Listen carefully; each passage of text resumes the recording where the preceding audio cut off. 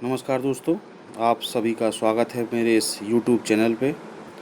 और आज हम डिस्कस करेंगे कंप्यूटर के कुछ इम्पोर्टेंट क्वेश्चंस जो कि न कि सिर्फ ITI ट्रेड्स जैसे कि COPA, consumer electronics, ICT/SM, employability skill जैसे सब्जेक्ट्स के लिए महत्वपूर्ण है। इसके अलावा भी ऐसे गवर्नमेंट सेक्टर के एग्ज़ाम, चाहे बैंक PO हो, बैंक क्लर्क हो, स्पेशलिस्ट ऑफिसर हो, IT ऑफिसर हो, SSC का एग्ज़ाम हो, और भी ऐसे जो एग्ज़ाम्स होते हैं जहाँ पर कंप्यूटर्स का पोर्शन रहता है, वहाँ ये क्वेश्चन महत्वपूर्ण साबित हो सकते हैं। चलिए साहब, तो देखते हैं पहला प्रश्न। पहला प्रश्न है, what is the main electronic component of the first generation computer. जो पहली पीढ़ी के कंप्यूटर थे उनमें मुख्य इलेक्ट्रॉनिक कंपोनेंट क्या था। तो हम जानते हैं कि जो IC होता है, इंटीग्रेटेड सर्किट, वो कौन सी जनरेशन में यूज़ हुआ, थर्ड जनरेशन में यूज़ हुआ।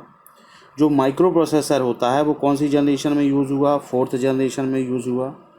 ट्रांजिस्टर जो होता है वो कौन सी जनरेशन में यूज़ हुआ, सेकंड जनरेशन में यूज़ हुआ। और वैक्यूम ट्यूब जो था वो कौन सी जनरेशन में यूज़ हुआ, फर्स्ट जनरेशन में। तो इसका फर्स्ट जनरेशन के लिए पूछा गया है, तो आंसर क्या हो जाएगा, वैक्यूम ट्यूब। ठीक है, चलिए साहब दूसरा प्रश्न देखते हैं। दूसरा प्रश्न है, what is the first general purpose programmable electronic computer. अब हम जानते हैं कि पहली पीढ़ी में या पहली जनरेशन में 4 कंप्यूटर्स बने थे। पहला क्या था, ENIAC, electronic numerical integrator and computer. दूसरा क्या था, एडवैक, electronic discrete variable automated computer. तीसरा क्या था, EDSAC, electronic delay storage automated computer. और चौथा क्या था, यूनिवैक, यूनिवर्सल ऑटोमेटेड कंप्यूटर। तो इसका आंसर क्या हो जाएगा, option number 1, electronic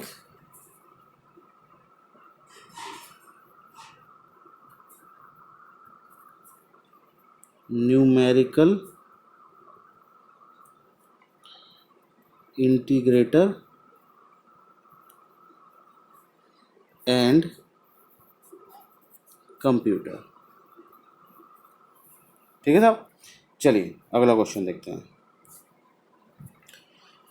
which of the following is a sequential access memory. इनमें से कौन सी है जो कि सीक्वेंशियल एक्सेस प्रोवाइड करती है। तो हम जानते हैं दो तरीके की अगर बात करें तो एक होता है EMT, इलेक्ट्रोमैग्नेटिक टेप मेमोरी। ये कैसा देती है, सीक्वेंशियल एक्सेस देती है। तो ये इसका आंसर क्या हो गया, मैग्नेटिक टेप। दूसरी मेमोरी होती है EMD, इलेक्ट्रोमैग्नेटिक डिस्क।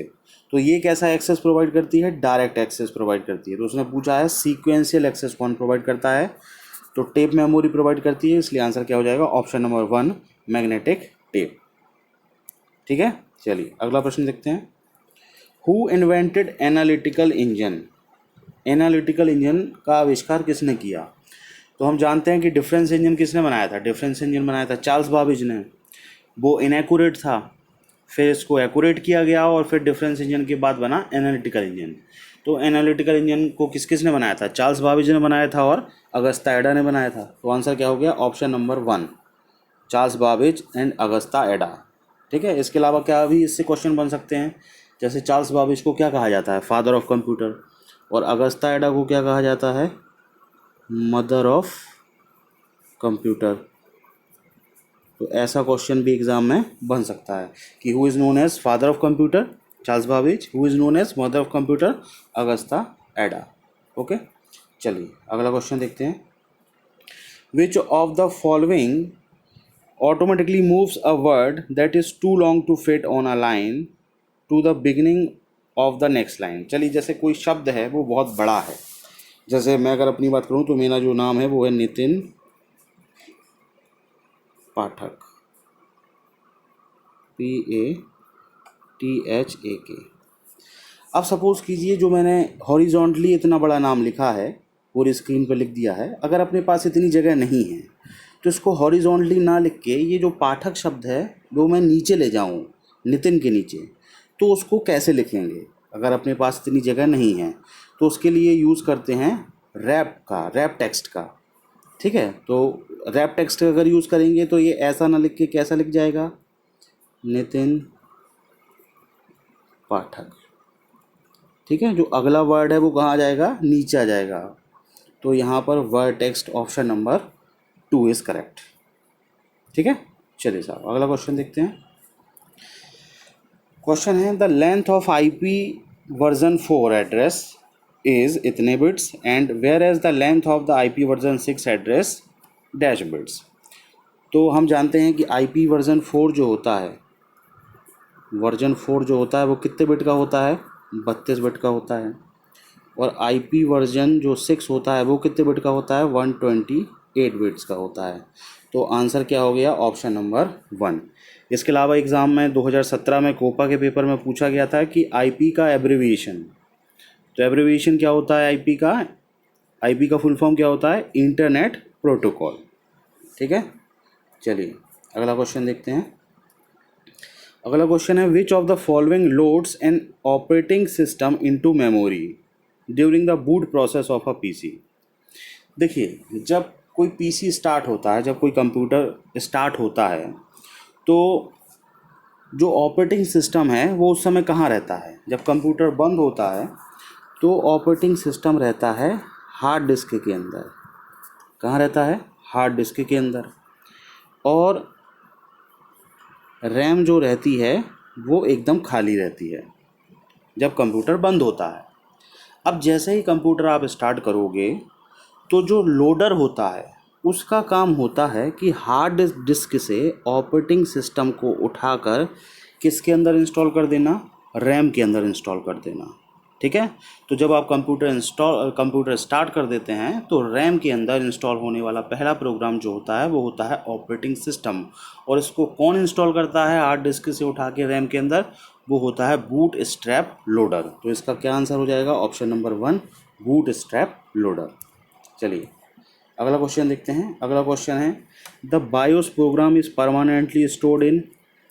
तो बायोस का फुल फॉर्म पहली बात तो एग्ज़ाम में पूछा जा सकता है, क्या होता है, बेसिक इनपुट आउटपुट सिस्टम। ठीक है, बेसिक इनपुट आउटपुट सिस्टम। तो बायोस प्रोग्राम कहाँ रहता है परमानेंटली स्टोर, ऑप्शन नंबर 2 रोम के अंदर। अब रोम क्या करता है, रोम बूट स्ट्रैपिंग के पहले क्या करता है, POST करता है, POST power on self test. POST करने से ये पता चलता है कि जो मदरबोर्ड है उससे जितने भी हार्डवेयर कंपोनेंट्स जुड़े हुए हैं वो सही तरीके से ऑपरेट हो रहे हैं कि नहीं हो रहे हैं। और अगर वो सही तरीके से ऑपरेट हो रहे हैं फिर जो है उसके बाद जो प्रोसीजर होता है वो होता है बूट स्ट्रैपिंग। ठीक है, तो जो बायोस प्रोग्राम होता है वो परमानेंटली कहाँ स्टोर होता है, रोम चिप के अंदर। चलिए अगला क्वेश्चन देखते हैं। अगला क्वेश्चन है the process of rebooting a computer through the main option और the key stroke combination is called. अब मैंने दो आपको बताई थी, एक वार्म बूटिंग बताई थी और एक कोल्ड बूटिंग बताई थी। तो मैंने कहा था कि अगर कंप्यूटर पहले से स्टार्ट है और आप उसको रीस्टार्ट कर रहे हो तो वो कौन सी बूटिंग होती है, वार्म बूटिंग होती है। और अगर कंप्यूटर बंद है और फिर अगर आप उसको स्टार्ट कर रहे हो तो वो कौन सी बूटिंग होती है, कोल्ड बूटिंग होती है। ठीक है, तो यहाँ पर आप देख रहे हैं कि कंप्यूटर पहले से स्टार्ट है और आप उसको की स्ट्रोक कॉम्बिनेशन या मेन्यू ऑप्शन के द्वारा फिर से स्टार्ट कर रहे हो तो कौन सी बूटिंग हो जाएगी, वो वार्म बूटिंग, क्योंकि आप एक जो कंप्यूटर पहले से स्टार्ट है उसको दोबारा उसको रीस्टार्ट कर रहे हैं। ठीक है, तो इसका आंसर क्या हो जाएगा, वार्म बूट।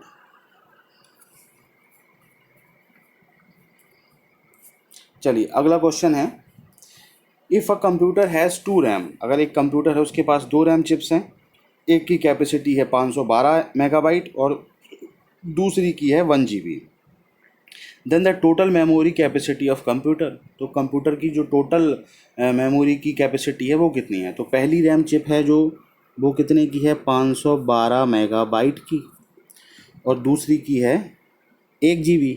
अब 1 GB में कितना मेगाबाइट होता है, 1 GB में होता है 1024 मेगाबाइट। दोनों को आप ऐड कर दो तो कितना हो गया, 6 हो गया, 3 हो गया, 5 ये हो गया 1, तो 1536। तो 1536 ऑप्शन नंबर 3। ठीक है, चलिए अगला क्वेश्चन है which of the following is use to organise data into columns and rows and allow users to insert formula for data analysis. तो हम जानते हैं रो और कॉलम का यूज़ कहाँ होता है, MS एक्सेल में। MS एक्सेल क्या होता है, एक स्प्रेडशीट सॉफ्टवेयर होता है तो इसका आंसर क्या हो जाएगा, इलेक्ट्रॉनिक स्प्रेडशीट, ठीक है, MS एक्सेल, ठीक है। और रो और कॉलम के इंटरसेक्शन से जो बनता है उसको क्या बोलते हैं, उसको बोलते हैं सेल, ठीक है। चलिए, एन एंटीवायरस इज एंटीवायरस क्या होता है, एंटीवायरस क्या होता है, एक यूटिलिटी सॉफ्टवेयर। एंटीवायरस क्या होता है, यूटिलिटी सॉफ्टवेयर। तो आंसर क्या हो जाएगा, ऑप्शन नंबर 3। अब हम जानते हैं सिस्टम सॉफ्टवेयर क्या होता है, ऑपरेटिंग सिस्टम। एप्लीकेशन सॉफ्टवेयर क्या होता है, Word, Excel, PowerPoint, media player, ये सब क्या होते हैं, एप्लीकेशन सॉफ्टवेयर। तो एंटीवायरस पूछा था, तो एंटीवायरस क्या होता है, एक यूटिलिटी सॉफ्टवेयर। चलिए अगला क्वेश्चन देखते हैं। अगला क्वेश्चन है, with respect to programming language, एक प्रोग्रामिंग लैंग्वेज के संदर्भ में जो फोर्ट्रेन होता है उसका फुल फॉर्म क्या होता है। तो हम जानते हैं फोर्ट्रेन का फुल फॉर्म क्या होता है, formula translation. Formula translation, formula translation कौन सा ऑप्शन है इसमें, ऑप्शन नंबर 3, ठीक है। और अगर मैं पूछूं कि सेकंड जनरेशन जो कंप्यूटर्स थे उसमें कौन कौन सी हाई लेवल लैंग्वेज का प्रयोग किया गया था, तो उसमें आंसर होता है फोर्ट्रेन, और जो दूसरा होता है वो होता है कोबोल। और किसका यूज़ किया गया था, COBOL, common business oriented language, ठीक है। तो इसका आंसर क्या हो जाएगा, फॉर्मूला ट्रांसलेशन। चलिए अगला प्रश्न देखते हैं। Who is considered as father of computer. चलिए ये क्वेश्चन डिस्कस कर चुके हैं। तो एनालिटिकल इंजन किसने बनाया था, तो वहीं देखा था अपन ने। तो यहाँ पर इसका आंसर कौन हो जाएगा, father of computer, Charles Babbage, ठीक है। अगला क्वेश्चन देखते हैं। The microprocessor along with other components is fix to a base. एक माइक्रो प्रोसेसर जो होता है अदर जो दूसरे कंपोनेंट्स के साथ एक बेस के साथ जो फिक्स होता है, तो उसको क्या बोलते हैं, मदरबोर्ड। बेसिकली मदरबोर्ड क्या होता है, एक ऐसा सर्किट होता है जिसके थ्रू जो कंप्यूटर्स के जो सारे हार्डवेयर होते हैं वो आपस में कनेक्ट होते हैं, तो उसको क्या बोलते हैं, मदरबोर्ड बोलते हैं। और मदरबोर्ड को हार्ट ऑफ कंप्यूटर सिस्टम बोला जाता है, ठीक है दोस्तों। तो ये थे कुछ इंपॉर्टेंट क्वेश्चन। नेक्स्ट क्लास में हम कुछ और महत्वपूर्ण प्रश्न लाएंगे जो कि आप लोगों के साथ डिस्कस किए जाएंगे। तो और इम्पोर्टेंट क्वेश्चन देखने के लिए देखते रहिए मेरा नेक्स्ट वीडियो। Thank you.